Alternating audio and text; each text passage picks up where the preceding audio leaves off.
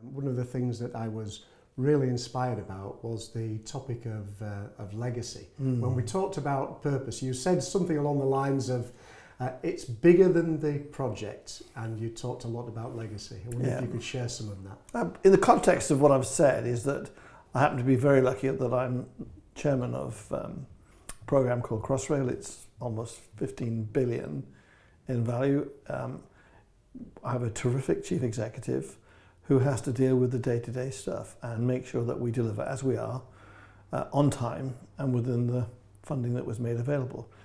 But on a huge project like Crossrail, it is just so much more than the railway. Railway is important, but it's much more than that. And that's simply a recognition that the impact that a railway will have on regeneration, the impact that it will have on the number of people employed, the impact it has on community, means that this is much, much more than a railway. And I talk it in terms of legacy, which is in terms of Crossrail is a huge learning curve, a huge learning program.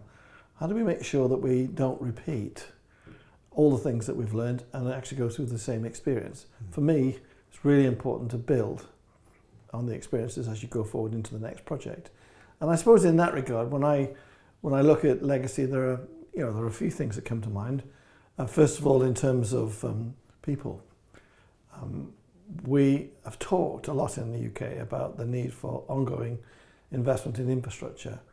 We're not particularly well known for that. We're better known for a start-stop economy that seems to fit infrastructure when it's got spare capacity.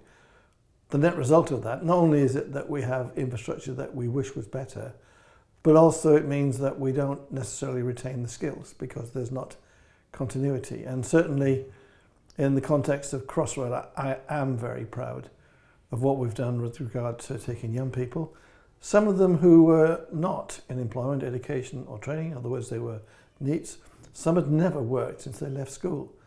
And seeing some of those individuals, I don't say youngsters because some of them are not, seeing them getting to enjoy learning some skills, making them feel a degree of independence, being proud of what they've done and what they can do, I find very uplifting. And indeed, in that regard, I seem to spend a lot of time not just talking about Crossrail and the legacy of skills, but in terms of making a contribution, I hope, to the national agenda around what we need going forward in terms of those skills. So that to me is one element of legacy. And I think I've quoted the other example where we're building a fantastic new programme.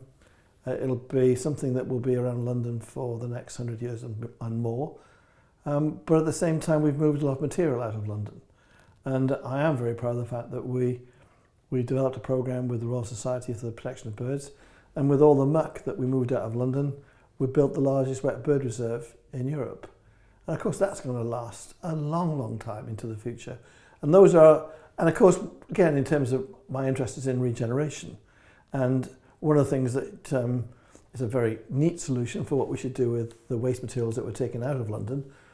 But at the same time, we're creating a new industry, a tourist industry, for people to go to the site and observe birds in their natural wet life that we've been able to create on the east coast of England, which is going to be a huge pride to all of us that have been involved in the programme, and indeed to those who live in that area, and those indeed who will visit will see something that I think will be quite tremendous. And who could have thought that a railway programme could build a wet bird reserve in East England? I think it's just a really nice story of what I call legacy programmes.